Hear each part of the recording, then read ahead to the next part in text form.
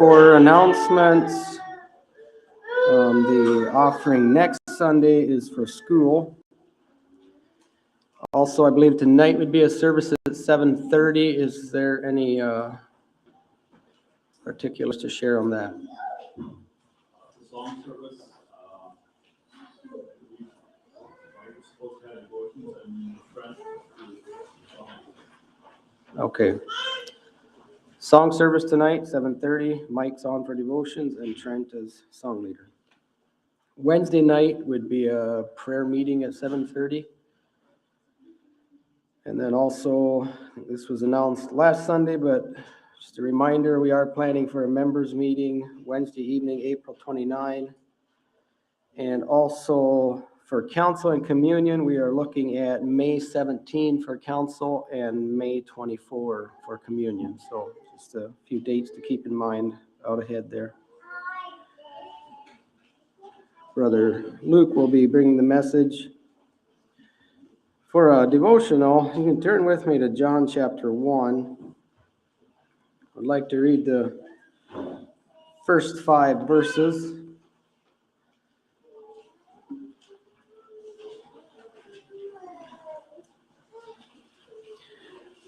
Here in the beginning of John, references the Word, and I believe that is talking specifically in this case about Jesus. So John 1, I'd like to read verses 1 to 5. In the beginning was the Word, and the Word was with God, and the Word was God. The same was in the beginning with God. All things were made by him, and without him was not anything made that was made. In him was life, and the life was the light of men. And the light shineth in darkness, and the darkness comprehended it not. So like I said, I believe specifically referring to Jesus there, and we have the mention of life and light. And the way, I guess I would say that life and light are two marvels of creation. And thinking of life, of course, we have plant life, we have human life, animal life, but I know one of the things of the way a seed germinates and springs forth life is, it's something really nobody can understand. And light is really a marvel too. I mean, we're so used to it, we don't think about it a lot probably, but the way that light dispels darkness just cannot stand in front of light. If there's light, darkness has to leave. And so in creation, that is significant. And in this world that we know, natural light ultimately has one main source, and that is the sun. That basically, our natural light, what you see outside, even the moon is a reflection. So the natural source of light is the sun. Now, did you ever think about it? God made light. If you read in Genesis in the creation account, God made light on the first day, and the sun is not mentioned until the fourth day. And that is, I honestly never really caught that before until now. And that is very fascinating to me. Sufficient to say, I would like to just draw our minds back to the fact that God is the source of life and light.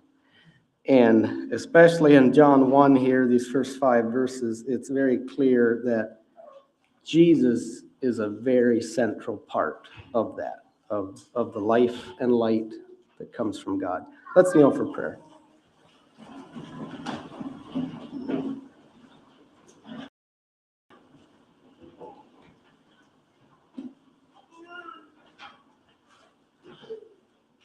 Lord, thank you. We can gather in this way. Thank you for the life that you have given us this morning and every other day that we have lived. Thank you for the hope of the resurrection, plan of salvation, which we pray that we would help us to always remember that all things good, life and light comes from you, and that darkness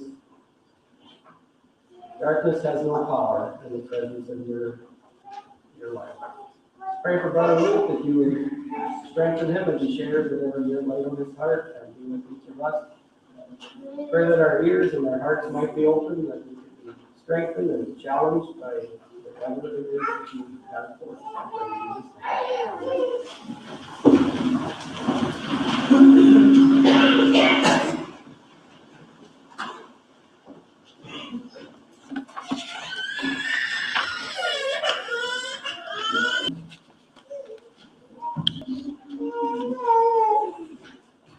This is what they call Easter Sunday, and I don't know what you expect on an Easter morning for a message. I have nothing new. I appreciated the devotional that Kirby had. The thing of light was one of the things that has been going through my mind in preparing for this. With Jesus coming and the light that is available to us spiritually, I had to think of this time of year. We have plants they're pushing, they want light. They're moving toward the light. There seems to be some serious obstacles in the way. You know, if you put a seed down in there and it rains and it packs it, but they find the way. They're headed for the light. And I think that's how we as God's people want to be, is looking for the light. Sometimes you have a board, a 2x6 or something that's laying in a corner of the shed that's been there for a while, and you pick that up to move it, and there's all kinds of critters that go scurrying. They liked it underneath where it was dark and damp and nobody could really see what they were doing. They're designed to be there, but sometimes we act too much that way.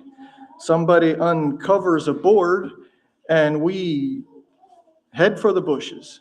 And that is what Jesus came for. It's what the resurrection power is about, where we can allow that light to do its thing instead of running for darkness again. This morning, my title is The Storm-Tossed Vessel, which comes from Matthew 14. I will close there. I'd like to start in Luke chapter 24, which is Luke's account of the resurrection. The resurrection is a historical fact that is fascinating to me in many ways. I think it reflects other historical things that happen in life, especially stuff that is kind of a watershed deal where things really go one way or the other. We have the thing of there was large money that was offered for a story to be told instead of the reality that had been seen. And I read enough books that I wonder how many things in life are that way, where the lines that we hear are possibly not what actually happened. Marilyn Monroe was an actress who was somewhat cozy with John F. Kennedy when he was president. Her death is listed as a suicide, but I don't think so.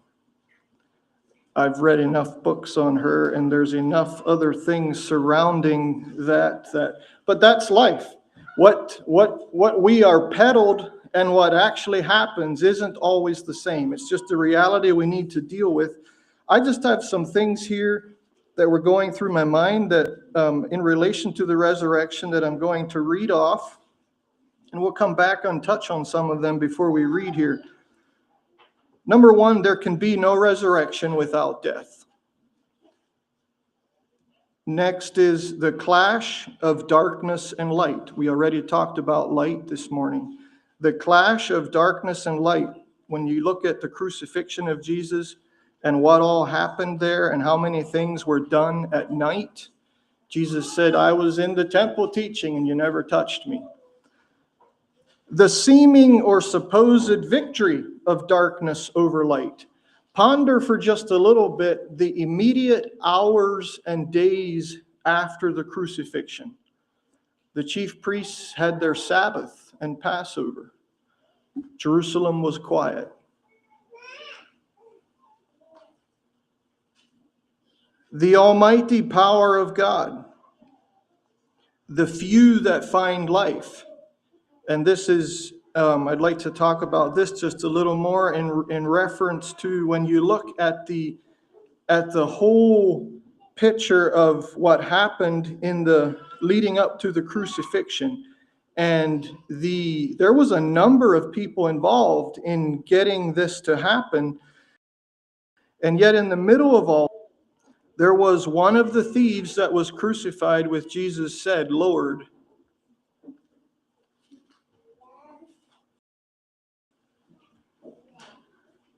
remember me."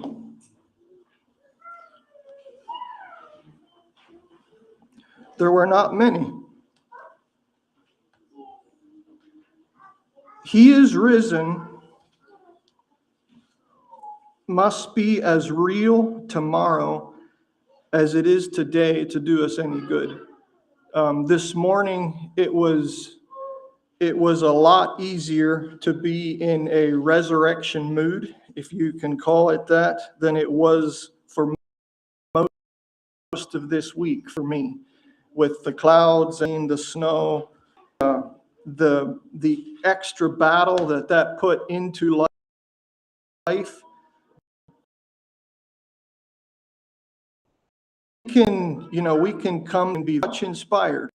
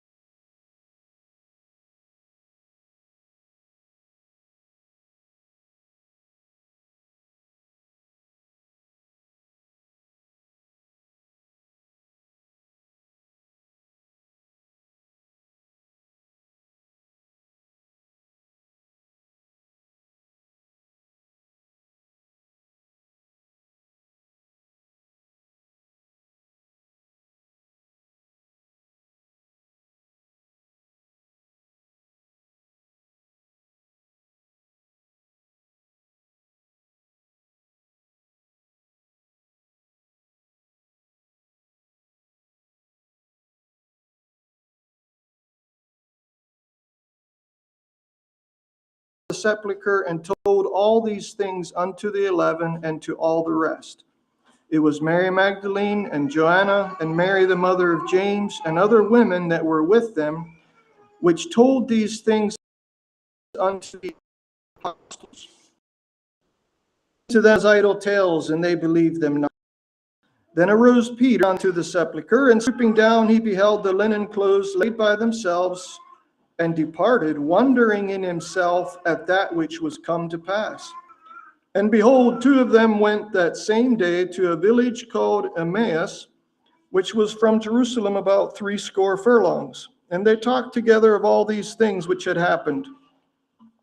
And it came to pass that while they communed together and reasoned, Jesus himself drew near and went with them. But their eyes were holden that they should not know him. And he said unto them, What manner of communications are these that ye have one to another, as ye walk and are sad? And the one of them, whose name was Cleopas, answering, said unto him, Art thou only a stranger in Jerusalem, and hast not known the things which are come to pass there in these days? And he said unto them, What things? They said unto him, Concerning Jesus of Nazareth, which was a prophet, mighty in deed and word before God and all the people, and how the chief priests and our rulers delivered him to be condemned to death and have crucified him. But we trusted that it had been he which should have redeemed Israel.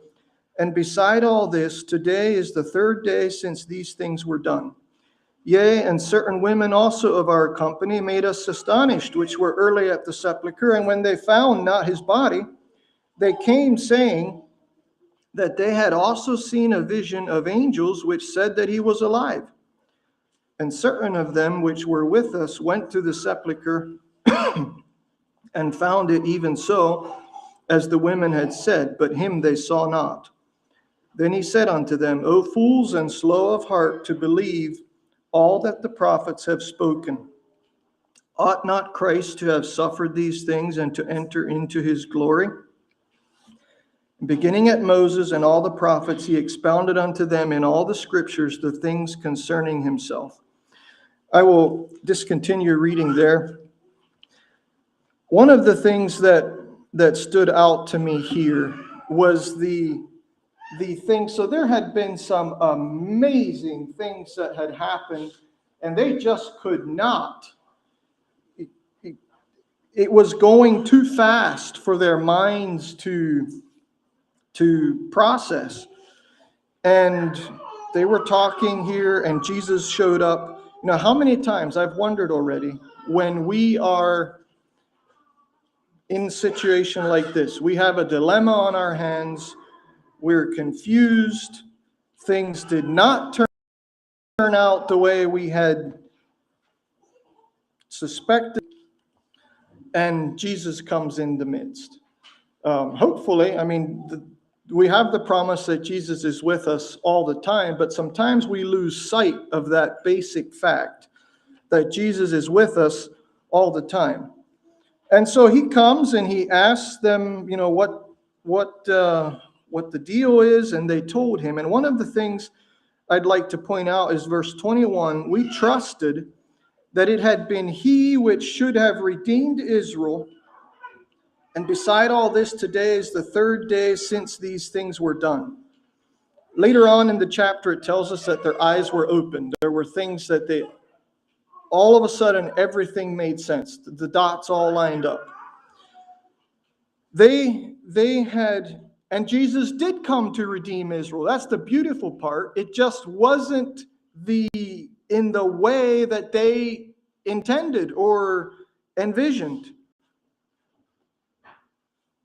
And just a reminder to myself that sometimes, you know, it looks like life has gone completely off the rails. Can I remember that God is still working? And I might say this very thing to my friends. I thought he came to redeem Israel. You can put in those quotation marks your specific situation. And the reality is that Jesus did come to redeem Israel.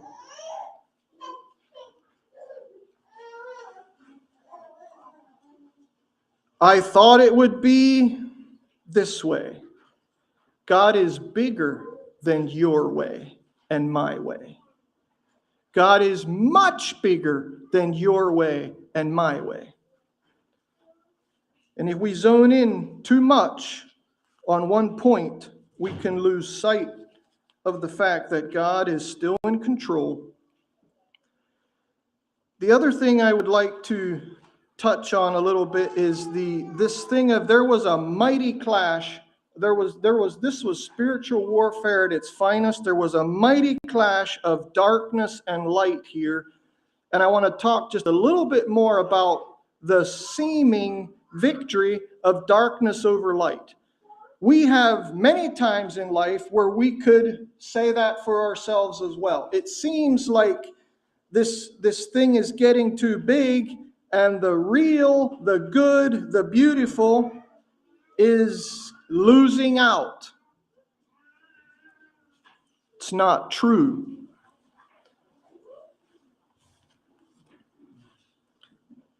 As you think of, I wonder sometimes how, I don't know, we are told that God can see everything that everybody is doing, and I think at the same time, I sometimes, depending what happens at home, I tell my wife, boy, I wish I had a video of that I could play in slow motion, depending what. And God, he can speed things up or slow it down however he wants to look at it. I'm not sure. It's probably way more than 3D. But what he sees us trying to do to keep the darkness from winning, when in reality, good has already won. It just doesn't look like it. The chief priests, the ones that knew the law, now they weren't the only ones that can be faulted here, because even the friends of Jesus were blind, and Jesus that would have been quite an education if we could have been there for verse 27, where Jesus talks about everything in the scriptures, which would have been the Old Testament, that concerned himself. Even the friends of Jesus, who were very much disappointed and upset, frustrated with how things had gone, did not understand at the moment. But when you imagine the chief priests going to their Sabbath, their Passover, their religious activity, at peace with themselves and the world, I suppose, and yet they had killed somebody in the name of protecting what they thought was really good, but it was not.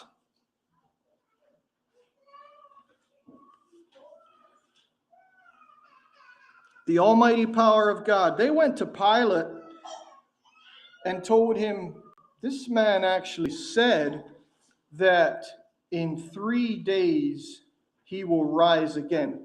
And I don't know if they put that together until they had killed him. They possibly weren't sure if they actually could kill him.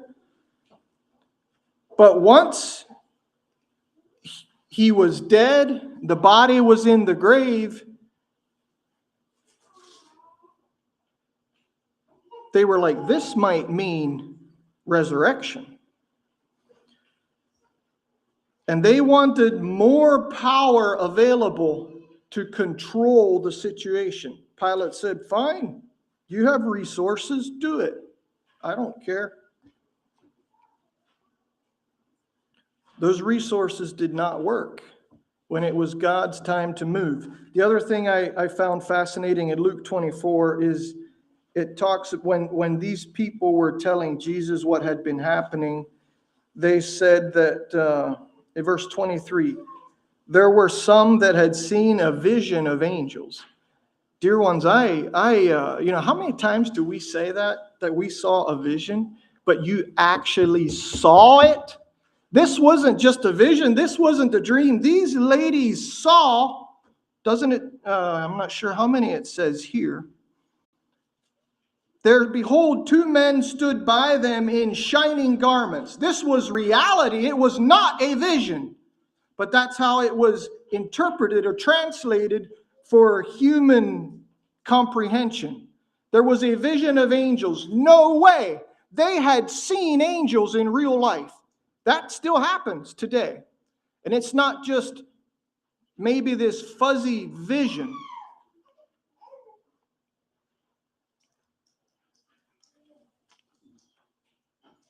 Remember, I referenced the seeming victory of darkness. God uses angels to roll that back.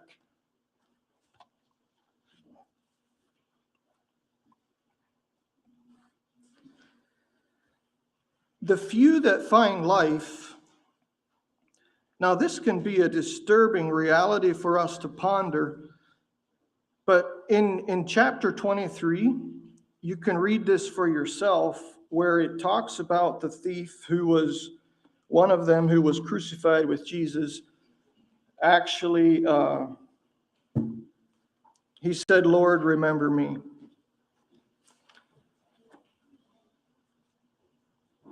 Matthew 7 tells us that there's two ways. There's the way to life, and there's a path to destruction. And there is few that find life. Now that's a contradiction, big time, because all of us, human beings, we are made with the desire to live. We will do a lot of things to stay alive. That's how God made us. There's nothing wrong with that. This thing of death, the final enemy, this is just a reminder that there is actually few that find life. In that whole drama that happened that weekend, there were secret disciples and there were those who didn't know what they should do or what they could do. And I don't think they were doing anything wrong. But this man who found himself in the middle of the mockery, the pressure, the humiliation, everything, said, "Lord, remember me." There was also a centurion, and he's mentioned in several of the Gospels. I don't know, I think he was possibly the one responsible for being a centurion. Usually had, I think, 100 men under him, and was responsible for getting him on the cross and the cross up in the air. It tells us that the centurion who sat at his feet was somewhere close when there was the earthquake and all the things, the darkness, the veil that rent. He was like, truly, this was the Son of God. I would suspect he was a hard man, that this wasn't the first time that he had seen somebody die.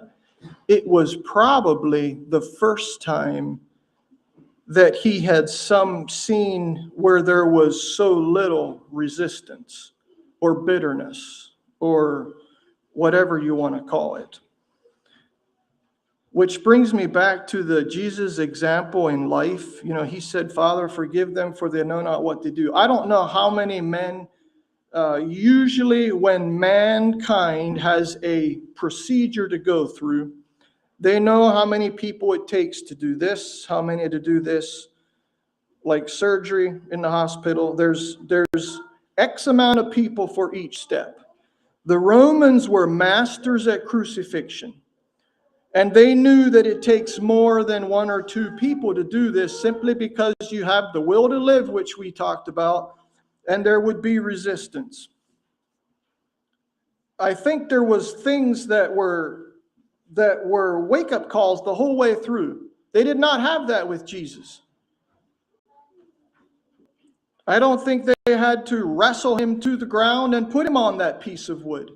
And by the time Jesus died, he was a believer.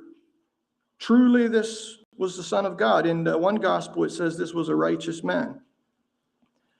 But there are few that find life. And we thank God for his mercy and for the opportunity that we have. And may we not take that lightly. Few will find life. And I would say, especially for us, this is a warning, because we can quickly become like the chief priests who thought that all the ducks were lined up. And we got to have the Sabbath, the Passover. There can be no bodies on the cross. I mean, they went through gymnastics, is what I would call it, to be righteous people.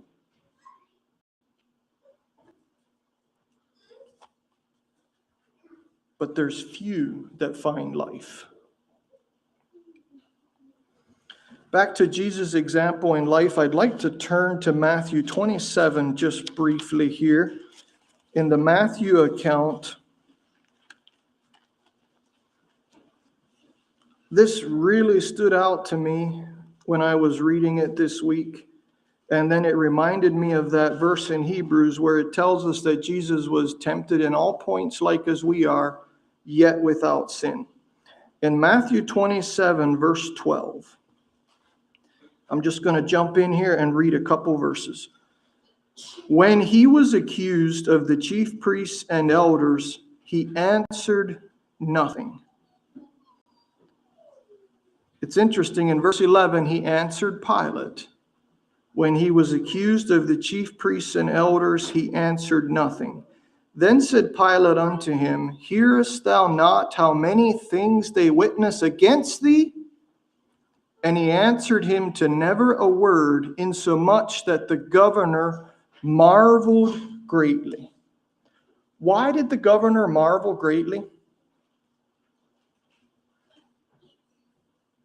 I think the governor marveled greatly because it is human nature to come up for air when I get accused of something, and especially when it's just a little off base.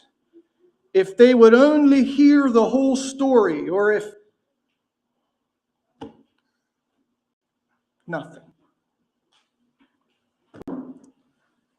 nothing from Jesus. And Pilate was like, whoa, this isn't normal. This is not normal. When he was reviled, he reviled not again. I have had people ask me, they say there's a story that's been started about me. What do I do? Where do I want to trace this down. I got to go back to the first person that started it. Well, good luck with that. Number one, good luck with that. Number two, if it's not true, ignore it. It's part of living in the light.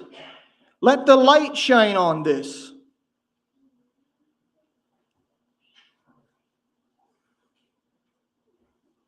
If it is true, and there's something that you need to do, well, then take notice and do it.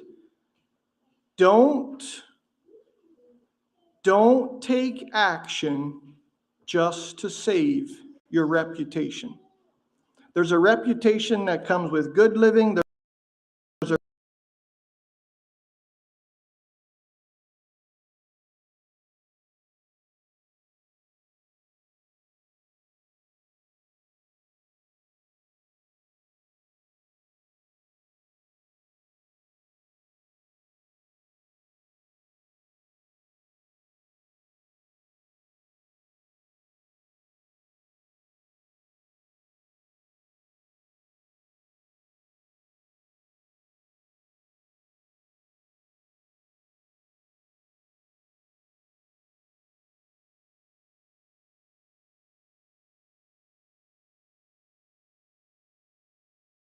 Wasn't worth Jesus' time.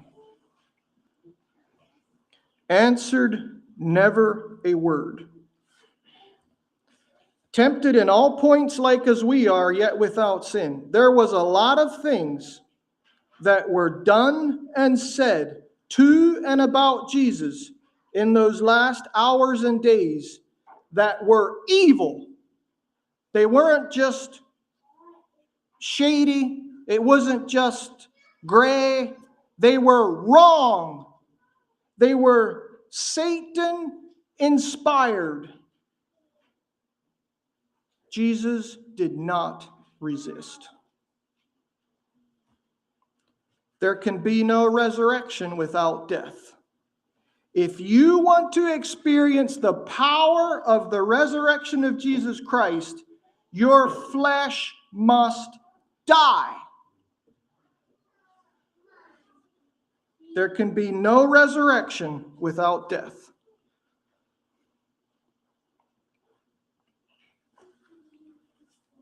The flow of information or the futility of man's efforts to control, I touched on briefly, and I just say this as an encouragement to you.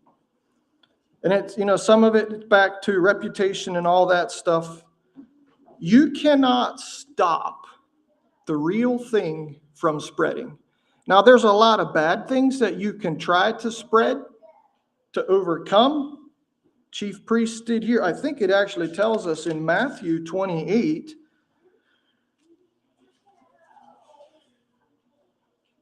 In Matthew 28:15, they took the money and did as they were taught, and this saying is commonly reported among the Jews until this day.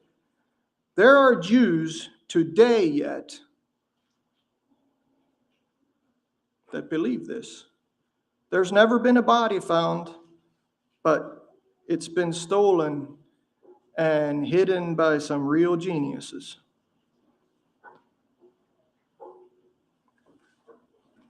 Can't control that.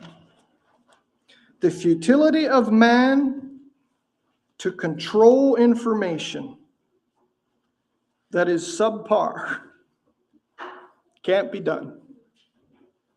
It can be made to look like it can be done, but there comes a time when it can't be done, and it has to do with the almighty power of God. I'd like to turn to Matthew 14 now for the resurrection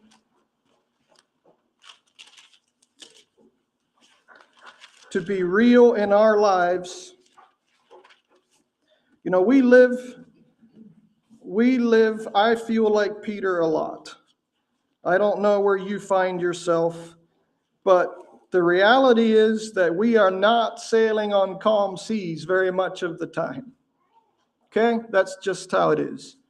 You can have 4 different people look at the same situation and give you 4 different opinions. If you are a wise person, you will try to put all 4 together and you will have the whole picture.